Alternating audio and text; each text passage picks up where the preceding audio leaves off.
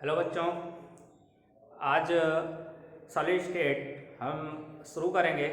Next topic, आज का हमारा टॉपिक है संकुलन। ठोसों में संकुलन। क्या टॉपिक है बच्चों? संकुलन। इंग्लिश में कहते हैं पैकिंग। ठोसों में संकुलन किस प्रकार से होता है, पहले आप ये थोड़ा समझ लीजिए। जैसे हम किसी बड़े डिब्बे में, एक बड़े बर्तन में चावल या फिर चीनी या कुछ ठोस पदार्थ, रेत भरते हैं। मान लिया रेत भरते हैं, तो कभी कभी हम देखते हैं कि उस डिब्बे में थोड़ी रेत भरने के बाद उसको हम थोड़ा सा पटक देते हैं। तो पटक देने से क्या होता है कि वो उसमें थोड़ी सी जगह और हो जाती है ऊपर, हम थोड़ी सी रेत उसमें और भर देते हैं। या हमने मान लिया एक डिब्बे में चावल भरे और वो ऊपर तक भर गया, फिर हमने उस डिब्बे को उठाया और नीचे ज़मीन पर एक बार पटक दिया, तो वो क्या होगा, ऊपर से थोड़ा सा खाली हो जाएगा और फिर हम उसमें और ज़्यादा चावल भर सकते हैं। तो इस क्रिया को हम पैकिंग कह सकते हैं। मतलब किसी भी ठोस पदार्थ के अंदर हम कितना से कितना ज़्यादा अवयवी कणों को भर सकें। किसी भी, जैसे आप चिप्स वगैरह खाते हैं, चिप्स का पैकेट है या कोई भी पॉलीथीन पॉलीबैग वगैरह होता है, हम उसमें कितना से ज़्यादा सामान भर सकते हैं। उसी भरने की क्रिया को क्या कहते हैं? पैकिंग कहते हैं। जैसे किसी भी ठोस में, जैसे हम बात ठोस में करते हैं, तो ठोस में बात किसी करते हैं? यूनिट सेल की। तो यूनिट सेल में अधिक से अधिक कितने अवयवी कण रह सकते हैं, कितने अधिक से अधिक अवयवी कण समाहित हो सकते हैं, इस क्रिया को ही क्या कहते हैं? संकुलन कहते हैं। जैसे यूनिट सेल, अब यूनिट सेल में क्या होते हैं? परमाणु होते हैं, अणु होते हैं या आयन होते हैं। अब इन तीनों को अधिक से अधिक स्थान दे करके उनको उसमें समाहित करना, वो कहलाती क्रिया संकुलन। तो संकुलन जो है, जो क्रिया, वो संकुलन दो प्रकार से होती है। तो संकुलन की क्रिया कितने प्रकार की होती है? दो प्रकार की। एक होती है समव्रत संकुलन, नंबर एक समव्रत, या इसको कहते हैं निबिड़ संकुलन। समव्रत संकुलन या निबिड़ संकुलन, इंग्लिश में इसको कहते हैं क्लोज पैकिंग। Close packing. दूसरा है हमारा विव्रत संकुलन।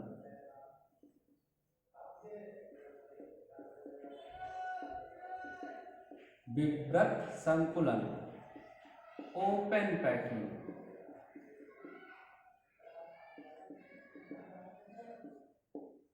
समव्रत संकुलन या निबिड़ संकुलन। पहले टाइप का जो संकुलन है वो कौन सा है? समव्रत संकुलन। समव्रत संकुलन क्या होता है कि समान आकार के गोले। अब यहाँ पर आपको संकुलन समझने के लिए एक चीज़ कंसीडर करनी होगी, एक चीज़ माननी पड़ेगी कि जो हमारी यूनिट सेल होती है, यूनिट सेल में जो भी अवयवी कण होते हैं उनका आकार गोलाकार मानना पड़ेगा, तभी हम इस संकुलन की प्रक्रिया को बहुत अच्छे से समझ पाएंगे। तो हमें यहाँ पर ये मानना पड़ेगा कि किसी भी यूनिट सेल में जो भी अवयवी कण होते हैं, अणु परमाणु आयन होते हैं, वो कैसे होते हैं? गोलाकार होते हैं। और मोस्टली कैसे होते हैं? सेम आकार के होते हैं। तो अगर ये आप मान लेंगे तो संकुलन बहुत अच्छे से समझ में आएगा।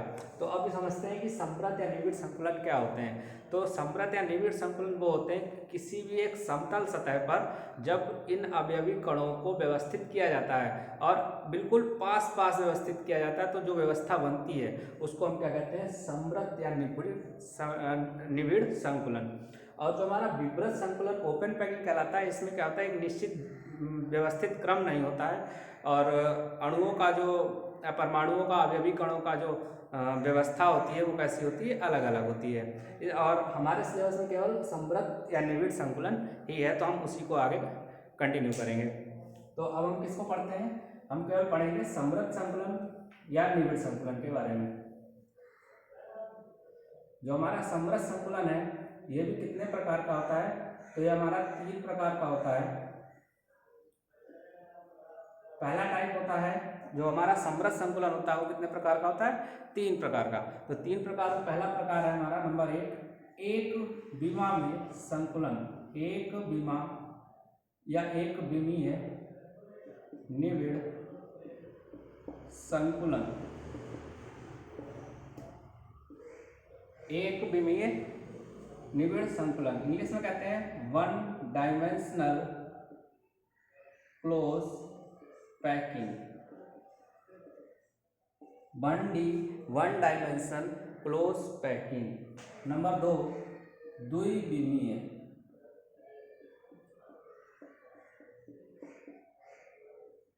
निबिड़ संकुलन 2D क्लोज पैकिंग। नंबर 3 त्रिविमीय निबिड़ संकुलन, या इंग्लिश में कहते हैं 3D 3 डायमेंशन क्लोज पैकिंग। पहला प्रकार बच्चों हमारा कौन सा है? एक विमीय निबिड़ संकुलन, या इंग्लिश में इसको कहते हैं 1 dimensional close packing, 1D close packing. Number 2 द्विविमीय निबिड़ संकुलन 2D क्लोज पैकिंग, द्विविमीय क्लोज पैकिंग। या तीसरा है नंबर 3 त्रिविमीय निबिड़ संकुलन 3D क्लोज पैकिंग। 1 डायमेंशनल एक बार समझ लेते हैं क्या होते हैं। एक विमीय निबिड़ संकुलन या 1D क्लोज पैकिंग में हमारा क्या होता है, केवल और केवल एक ही एक्स पे, या तो एक्स एक्सिस पे संकुलन होगा या वाई एक्सिस पे, केवल किसी एक एक्सिस पे। हमारी 3 एक्सिस होती हैं इस तरीके से, एक्स वाई और जेड। 3 एक्सिस होती हैं एक्स वाई जेड। तो पहले वाली जो प्रकार है एक विमीय निबिड़ संकुलन, इसमें जो क्लोज पैकिंग होगी, इसमें जो हमारी संकुलन होगा वो या तो एक्स एक्सिस पे होगा या वाई एक्सिस पे होगा, जेड एक्सिस पर नहीं होगा। इसके बाद द्विविमीय निबिड़ संकुलन जो होता है वो केवल और केवल वाई और एक्स और वाई इन दोनों एक्सिस पर होता है। त्रिविमीय निबिड़ संकुलन जो है हमारा एक्स वाई जेड तीनों एक्सिस पर होता है। मतलब जो अणुओं की ऐसी संरचना बनती है वो कैसी होती है, एक्स वाई जेड तीनों अक्षों पर होती है।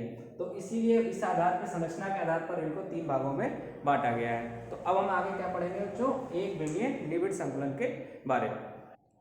तो बच्चों एक विमीय निबिड़ संकुलन या 1D क्लोज पैकिंग क्या होता है, केवल और केवल एक एक्सिस पर होता है। कैसे होता है देखिए, अभी हमने कहा था कि आपको कंसीडर करना पड़ेगा, मानना पड़ेगा कि यूनिट सेल में जो अवयवी कण होते हैं कैसे होते हैं, गोलाकार।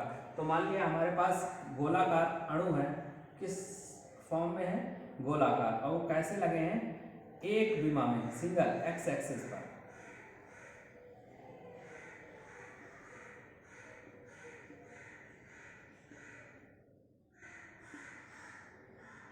कैसे बच्चों लगे हैं, सब के सब एक्स एक्सिस पर, पास पास। क्लोज पैकिंग का मतलब कैसा है, बिल्कुल पास पास। सारे अणु कैसे लगे हैं, पास पास लगे हैं, और एक केवल और केवल कैसे लगे हैं, एक्स एक्सिस पर। हमने वाई एक्सिस पर नहीं बनाए, केवल और केवल एक विमा में, सिंगल विमा में बने हैं, एक्स एक्सिस पर। इस तरीके से जब पैकिंग होती है, क्लोज पैकिंग होती है, तो इसको हम क्या कहते हैं, एक विमीय निबिड़ संकुलन। और एक विमीय निबिड़ संकुलन में केवल एक ही प्रकार की संरचना होती है जो कहलाती है 1D क्लोज पैकिंग। अच्छा, ये एक चीज समझने वाली है कि इसमें जो प्रत्येक अणु, प्रत्येक परमाणु, आयन, जो भी हमारा अवयवी कण होगा वो अपने आस पड़ोस के 2 परमाणुओं से, अवयवी कणों से जुड़ा होगा। मान लिया हमारा ये वाला एक अणु है ए, हमने इसको नाम दिया ए।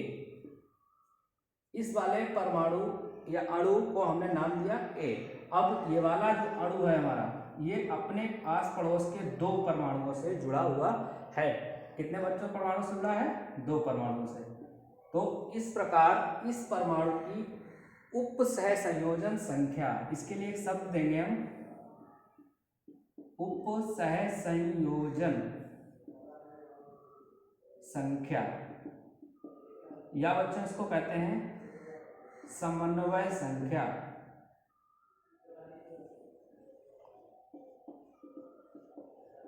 क्या कहते हैं बच्चों, उप सह संयोजन संख्या या समन्वय संख्या।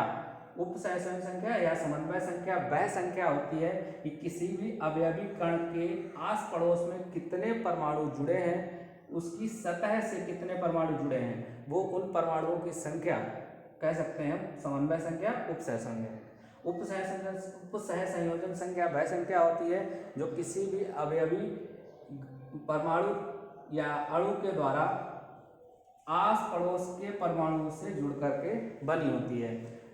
अब इसमें अगर आप इस परमाणु की बात करें तो इस परमाणु के आस पड़ोस में कितने परमाणु, एक ही है और एक ही है। तो 2 इस परमाणु की भी उपसहन संख्या कितनी होगी? 2। इस प्रत्येक एक विमीय निविड़ संकुलन में उपसहसंयोजी संख्या कितनी होती है? 2, क्योंकि प्रत्येक परमाणु अपने आस पड़ोस में दो अणुओं से जुड़ा होता है। ठीक है बच्चों, अब अगला हम पढ़ते हैं द्विविमीय निविड़ संकुलन। द्विविमीय निविड़ संकुलन क्या होता है? द्विविमीय निविड़ संकुलन वहाँ होगा, जैसे आप पहले भी जानते हैं, बता चुका हूँ कि जहाँ पर दो एक्सिस एक्स और वाई एक्सिस पर संकुलन होगा वहाँ पर क्या होगा? द्विविमीय संकुलन होगा। ये संकुलन भी दो प्रकार से होता है। पहला है नंबर 1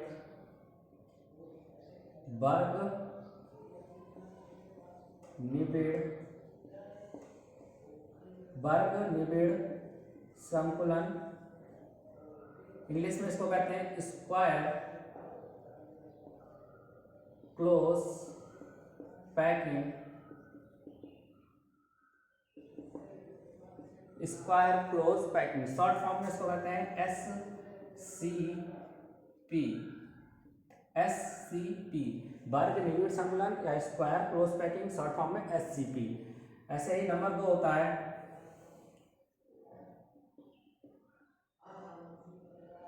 षटकोण निबिड़ संकुलन।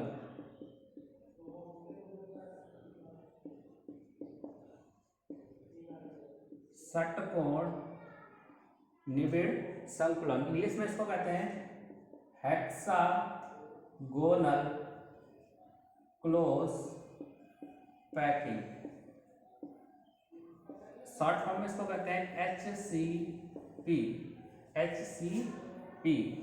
Hexagonal close packing. अब दोनों में डिफरेंस क्या है वो समझ लीजिए। तो वर्ग निबिड़ संकुलन में क्या होगा कि इसमें जो गोले होंगे एक्स और वाई एक्सिस में एक के ऊपर एक निश्चित क्रम में लगे होंगे। कैसे? देखिए, मान लिया हमारे अवयवी कण है, ये तो एक विमा में होगा। कैसे होगा?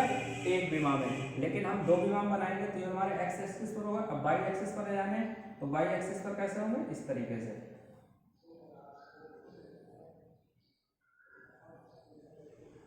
एक अवयवी कण के ऊपर दूसरा अवयवी कण, एक के ऊपर दूसरा, इस प्रकार से एक के ऊपर दूसरा लगातार एक निश्चित क्रम में। तो ये हमारा इस प्रकार से जो बनता है, अगर हम 4 परमाणुओं के अंतःकेंद्रों को मिला दें, कोई से भी 4, मान लिया हमने इन 4 परमाणुओं के अंतःकेंद्रों को मिला दिया, किसी भी 4 परमाणुओं के 4 अवयवी कणों के अंतःकेंद्रों को मिला दें तो वो क्या होंगे? एक वर्ग की रचना करेंगे। इसलिए हम इसको क्या कहते हैं? वर्ग निबिड़ संकुलन। और षटकोण निबिड़ संकुलन में क्या होगा कि एक्स और वाई एक्सिस पर तो परमाणु अवयवी कण लगे होंगे, लेकिन वो कैसे होंगे? एक के ऊपर नहीं होंगे। अब देखिए, यहाँ पर इस वाली संरचना में कैसे थे? इस परमाणु के ऊपर ये वाला परमाणु, इसके ऊपर ये वाला, ऐसे ही व्यवस्थित क्रम में ये लगे थे। लेकिन यहाँ पर परमाणु किस प्रकार से व्यवस्थित होंगे?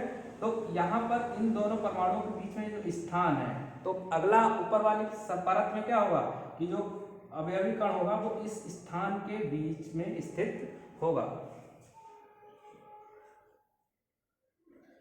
तो अगली परत कहाँ बनेगी? इस स्थान के बीच में, मतलब इस परमाणु के ऊपर परमाणु नहीं होगा, इन दो परमाणुओं के बीच के स्थान के ऊपर परमाणु स्थित होगा। इसी प्रकार से इस वाली का रचना होगी।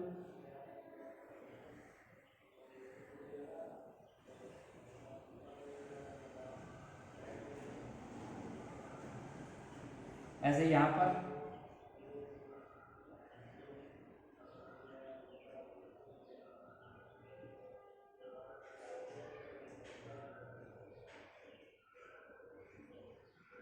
इस प्रकार से संरचना बनेगी। तो अब यहाँ पर षटकोण कैसे बनता है? यहाँ पर वही क्रिया हम करते हैं कि यहाँ पर भी किसी भी परमाणु के आसपास के अगर हम अंतःकेंद्रों को मिला दें तो हमारा क्या बनेगा? एक षटकोण बनेगा। तो जैसे हम ये मिला दें, ये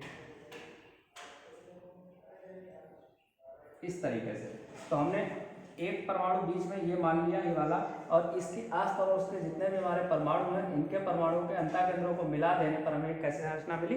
षटकोण संरचना मिली। इसीलिए हमने इसका नाम कह दिया षटकोण निबिड़ संकुलन।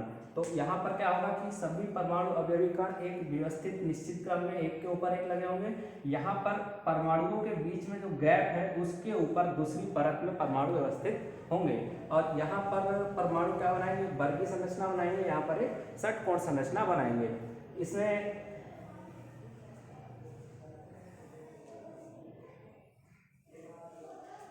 अब इसमें एक चीज और है, यहाँ पर जैसे पिछले एक बिंदु में हमने उप सहसंयोजन संख्या के बारे में जाना, तो उप सहसंयोजन संख्या यहाँ पर कितनी होगी, समन्वय संख्या, उप सहसंयोजन संख्या।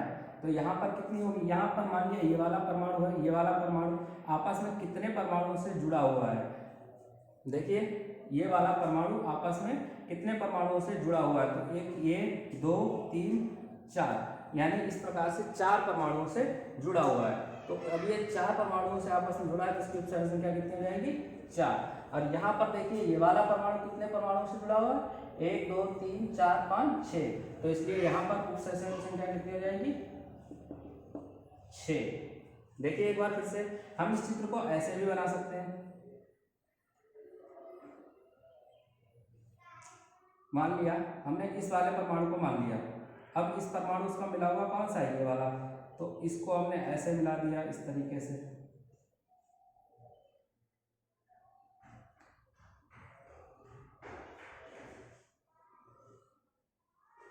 तो ये भी एक वर्ग संरचना बन गई, यानी कि इस परमाणु की सतह से कितने परमाणुओं की सतह जुड़ रही है। तो इस परमाणु की सतह से एक इस परमाणु की, एक इस परमाणु की, इस परमाणु की और एक इस परमाणु की, यानी 4 परमाणु की सतह जुड़ती है, इसलिए इसकी उपसर्जन संख्या कितनी हो जाएगी, 4। और इस परमाणु के आस पड़ोस में कितने परमाणु जुड़ते हैं, तो 6, इसलिए प्रत्येक परमाणु की उपसर्जन संख्या कितनी हो जाएगी, 6। आप कोई सा भी परमाणु उठाकर देख लीजिए, सबकी संयोजन संख्या कितनी होगी, 4, इसमें 4, इसमें 6। तो हमारे लिए कौन सा टाइप का है, SCP, और ये वाला HCP। ठीक है बच्चों, समझ में आया होगा आपको।